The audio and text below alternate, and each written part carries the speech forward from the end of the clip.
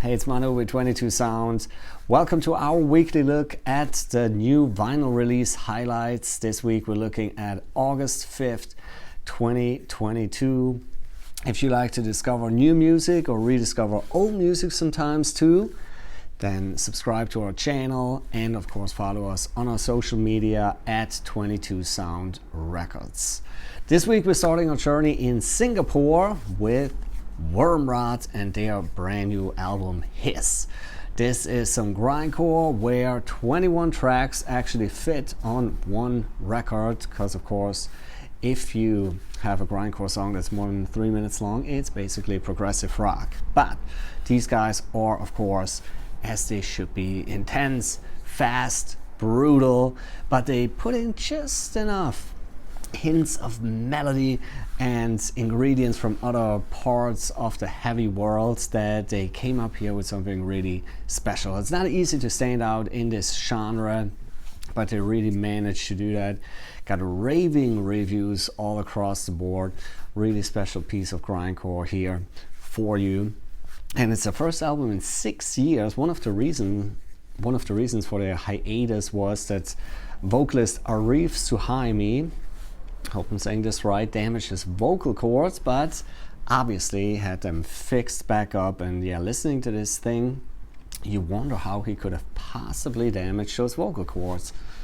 I have no idea. Next up are the Interrupters and their brand new album In the Wild. It's a 4th studio album.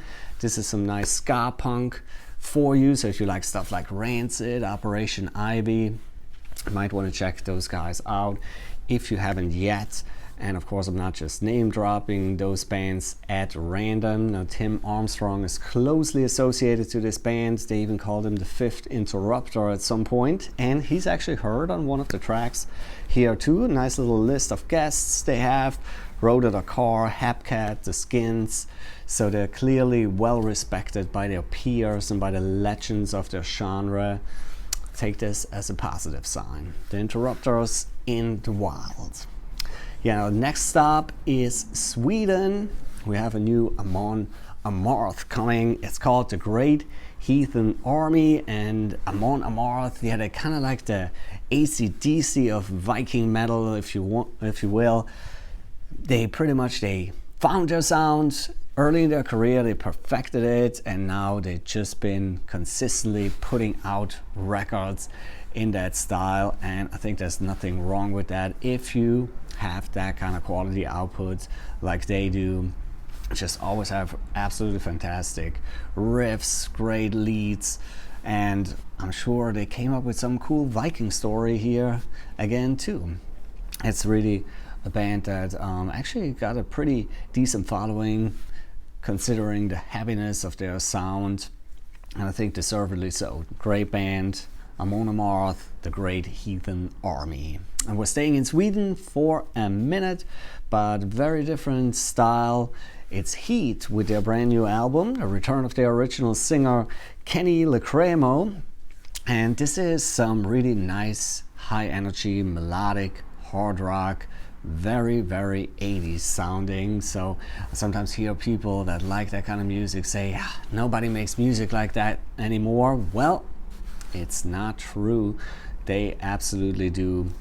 Super catchy stuff, really fun. I would say Europe, probably a good band to compare them with. It reminds me a lot of that kind of brand of 80s hard rock.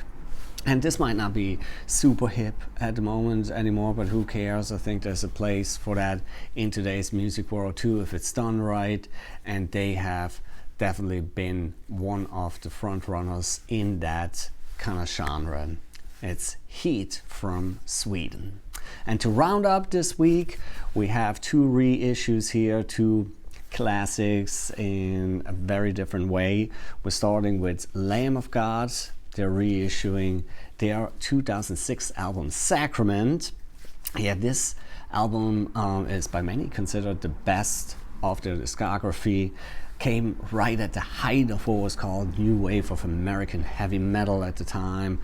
They were tagged the new Pantera by a lot of people when they first came out, and I guess it's not completely wrong. I mean, they definitely had those kind of grooves, those really great riffs. The riffs themselves kind of have a certain catchiness, a certain earworm factor to them, but a nice amount of aggression.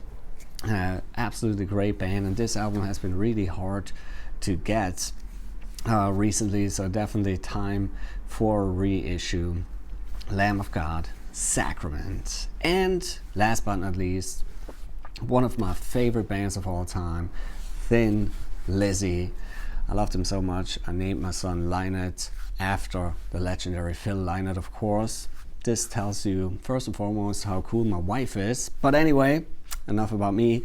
Thin Lizzy is reissuing Black Rose, and this album to me is a very special one in their discography. Of course, it's the album with Gary Moore on it, and that really kind of I mean, they always had great guitarists in their whole career, of course. Scott Gorham is on here as well, but this kind of gives it a nice little added flavor to it. I can't really tell which one, or I can't really decide which Thin Lizzy album is my favorite. There's so many that are absolutely amazing, but I think Black Rose would definitely be in my top 3. Of course, as always, Phil Lynott's songwriting was just so special. He really had a knack for melody that is very, very rare.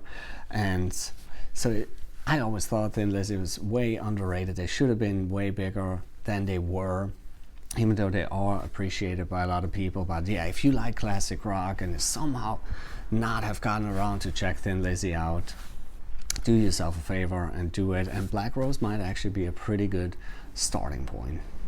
As always, I like to point out, of course, this is just our subjective selection. There are a lot more releases coming out this week, and if you want to check them out, go to our website 22soundrecords.com, and you can order straight from there these new releases, but of course also a bunch of other records.